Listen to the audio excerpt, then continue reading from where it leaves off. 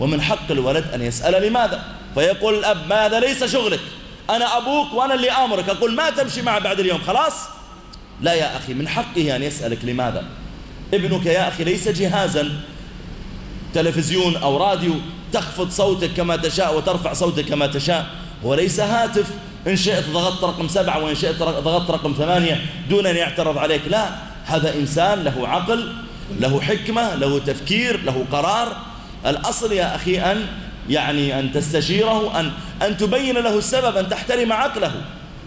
أو بعض الناس فرضا يوضع له الطعام تضعه امرأته، أو مثلا يدخل البيت ويجد المرأة قد غيرت، حملت الكرسية من هذه الجهة ووضعته في الجهة الأخرى، فيقول لامرأته أعيد الكرسي كما كان، فتقول له طيب لماذا؟ يقول ما هو شغلك، أنا صاحب البيت أعيديه. لا يا أخي، شغلها يا أخي، هو من شغلها، بين لها ما هو السبب، احترم عقلها يا أخي، احترم عقلها. لابد أيها الإخوة والأخوات أنت عندما تأمر أحدا بشيء أن تكون جاهزا، إذا قال لك لماذا أن تكون جاهزا بالسبب. ولدك وعدته أن تعطيه مالا، ثم سمعت مثلا أنه سيفعل بهذا المال أمرا سيئا، فجاء إليك قال يا أبي يلا أنت وعدتني أن تعطيني المال اليوم بعد العصر، وقلت خلاص ما في فلوس والله ولا جنيه. قال لماذا؟ تقول ما هو شغلك، الفلوس لي ولا لك، أنا أتحكم، أعطيك ولا ما أعطيك، خلاص اذهب. لا يا أخي، بل شغله يا أخي، بين له ما هو السبب. فكذلك بما يتعلق بهذا، هذه النملة تقول للنمل يا أيها النمل ادخلوا مساكنكم. فالنمل من الطبيعي أن تسأل ليش ندخل مساكننا، ما جرت العادة أن ندخل المساكن في هذا الوقت، ما هو السبب، لماذا أمرتين بهذا؟ فقالت لا يحطمنكم سليمان وجنوده، في سبب، لا يحطمنكم سليمان وجنوده. ثم اعتذرت لأجل ألا يقع في قلوب النمل شيء، قالت وهم لا يشعرون، ترى سليمان ما يدري.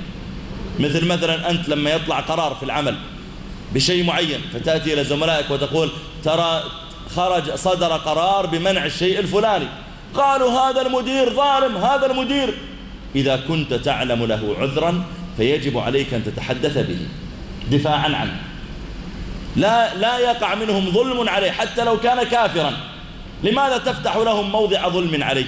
تقول لا يا جماعة لا تظلموا المدير لا يعلم بأنكم فعلتم كذا لأجل القرار، أو الرجل أصدره دون أن يعلم. هذه النملة تعتذر لسليمان، ما قالت سليمان أقوى مني وأعظم مني خل النملة تسبه وتدعو عليه، لا، قالت لا يحطمنكم سليمان وجنوده، ثم اعتذرت وهم لا يشعرون. سمعها سليمان وفهمها، فتبسم ضاحكا من قولها. وهذا من أخلاقه، ملك ويتبسم.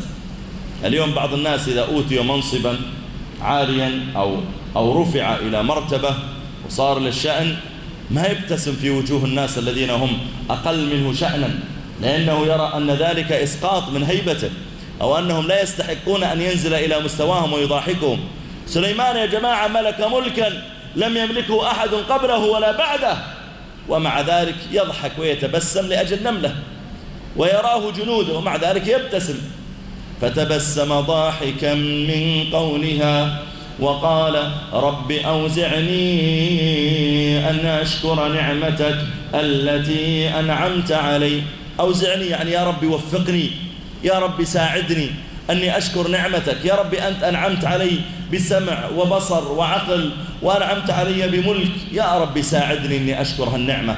رب أوزعني أن أشكر نعمتك التي أنعمت علي وعلى والدي وأن أعمل صالحا ترضاه وأدخلني برحمتك في عبادك الصالحين. يا رب أوزعني أن أشكر نعمتك التي أنعمت علي، ونعمتك يا رب قديمة، وعلى والدي أيضا، أنا منذ أن كنت صغيرا ونعمك علي.